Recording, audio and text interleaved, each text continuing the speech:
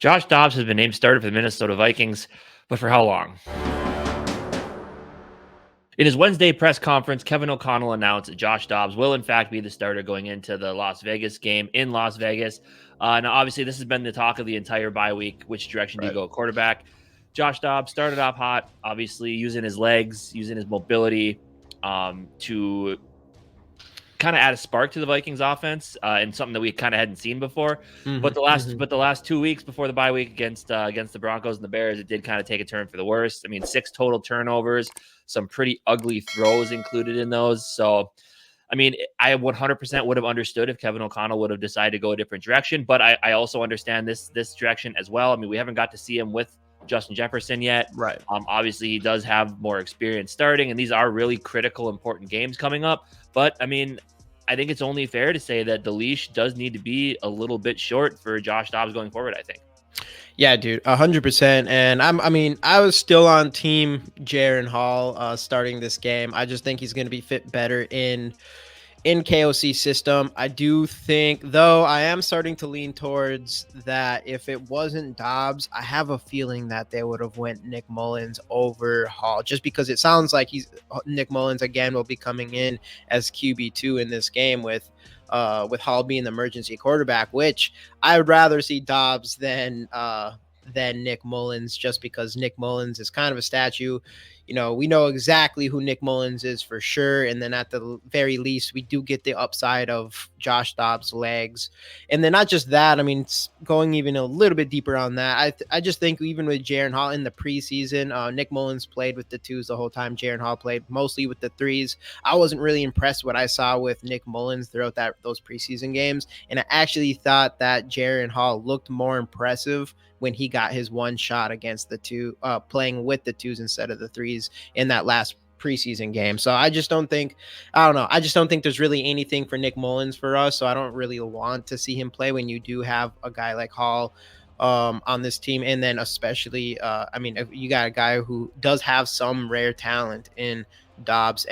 But back to Dobbs, like you said, I do think I'm not surprised by this decision. I do think that we did see some really cool things from Dobbs, and we did see a lot. I think the mistakes is like the big thing that gets me because in my opinion, it's just that is the number one reason why we're losing these games. And if your quarterback gives up 4 interceptions, 2 of them weren't his fault, whatever, but still 2 of them are definitely his fault. It's like it's going to be tough for us to win these games and go into playoffs or whatever. And then with the Jaron Hall thing, I think you're going to have someone that's going to be a little safer with the ball, and you get to see what you have in Jaron Hall, because you're starting to kind of feel like what Josh Dobbs is, which is a really good, I would say borderline elite running quarterback, but that does have some difficulties with passing accuracy and decision making. And so I do think that's kind of what you have with him, but I do understand, like, we did see some good things with him, and it wasn't just his fault. You do kind of feel like it's KOC putting him not in his best situation to succeed. If we went into the bye week and kind of is coming up, KOC coming into this game against the Raiders thinking a little bit differently, and maybe giving some more bootlegs, more just any opportunity for Dobbs to get a chance to use his legs, that'd be huge. And then, of course, you do wonder what he can do with Justin Jefferson, because that's another big issue that we've been having, is getting the ball deep. And we don't really have a player that can do that. And Justin Jefferson can do everything. So bringing him back will definitely give Josh Dobbs his best chance. And maybe we'll see a little bit of the magic again. But again, like you said, like if he comes in here and we do start seeing these turnovers and bad decision making, it's, you gotta imagine it's going to be a short leash. He's not going to have another opportunity to have a similar game to the last one and start the following week.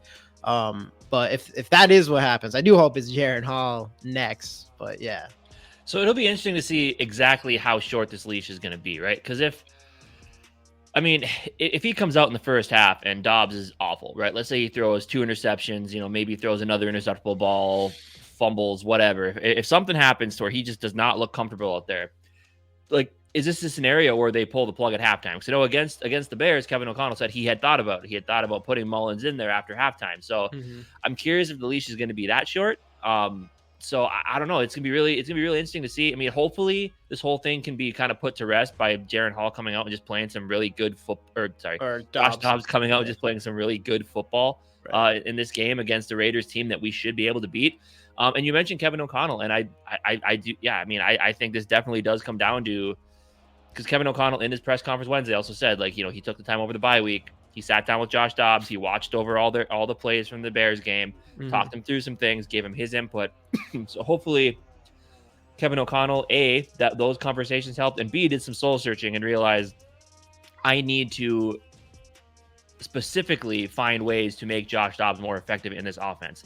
Right. Like he said with Jaren Hall, going into Jaren Hall's first start against Atlanta, which obviously didn't last long, he said, I have to keep it in his mind that you just need to play free. You can't think too far into the future about what this game means for your future. You got to think about this game right now.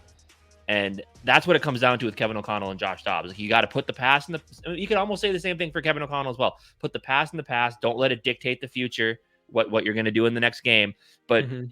and just realize you got to take that still and be able to put him in some better situations.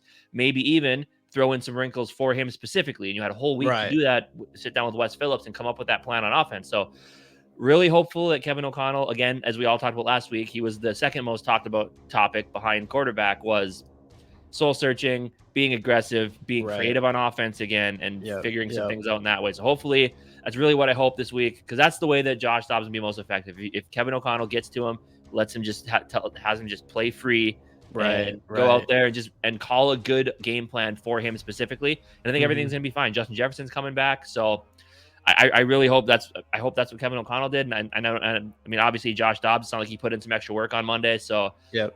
I mean, this is a game they should come out and win. And I really want to see Josh Dobbs come out and kind of recapture some of that magic he had against Atlanta in the first half of the Saints game. Yeah, dude.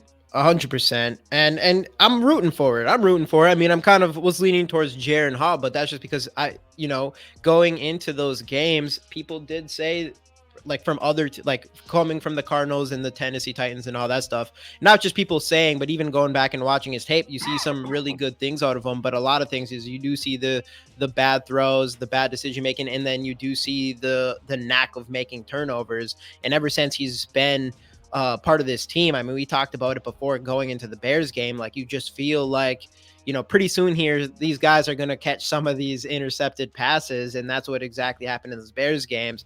But not just that, it was the fumbling the snaps. And even though he was landing on them and it wasn't turnovers, I mean, that's still problematic, especially for Yeah. a team that we've been losing games because of so many turnovers. And then that Bears specific, though, even besides that, it really was, I mean, he was playing in KOC's system, which is, being a pocket quarterback type of situation, instead of, having him go roll out and giving him an opportunity to use his legs or not. Like, it would open up the field, you think, if he's, has a chance, if the defense thinks he can run here, and then they like pull off the wide receiver or whatever. And that's what we have to hopefully we see in this game. And it is still extremely important to make sure we do get the ball deep in this game, like I mentioned earlier, because otherwise they're going to stack the box and they're going to bring people up, and then you can't even really get Josh Dobbs to do much, especially when the pressure's coming. You can see that last game, it was a lot more difficult than it was earlier at least in the first couple games as Josh Dobbs was starting, for him to avoid the pressure that was coming on at him in the middle and to use his legs to extend these plays. There's just too much pressure, and a lot of that, I think, is because you're not keeping their defense honest, and it's gonna be difficult to not do that if you don't throw the ball deep. So overall, man, I do root for him, and I hope that he comes in and he balls out, and he's like, hey, we got JJ, KOC's figuring it out, Dobbs is figuring it out, all that good stuff. Because if he does it, and I do think he should just play the whole game. That's how I'm feeling it about it. Otherwise, you do get Nick Mullins at half. I guess if it's a complete disaster, maybe do that. Yeah. But I'm rooting for Dobbs, I think, over like getting Nick Mullins. I've mentioned it earlier. Yeah, I would agree. But either way, for the Vikings as a whole, this is a huge game against the Raiders, and we just Josh Dobbs, Kevin O'Connell, this whole bye week, they had to come up with a better plan, and we need to see Josh Dobbs out early on, and we need to see Kevin O'Connell get back onto it with play calling, be aggressive. I think everything's going to be just fine. I think Josh Dobbs is going to be in a good spot here, especially with like you said, JJ coming back and everything kind of going on right now. Jordan Addison kind of step back into that wide receiver 2 role. He's still got TJ, get something going from the running game. Josh Dobbs, I think he's going to be just fine this game. So hopefully the Vikings can find a way to pull off a win. Let us know what you think about Josh Dobbs being named the starter down in the comment section. Like the video, subscribe to the channel, and I'll see you guys next time right here on the GG Sports Podcast. Skol Vikes.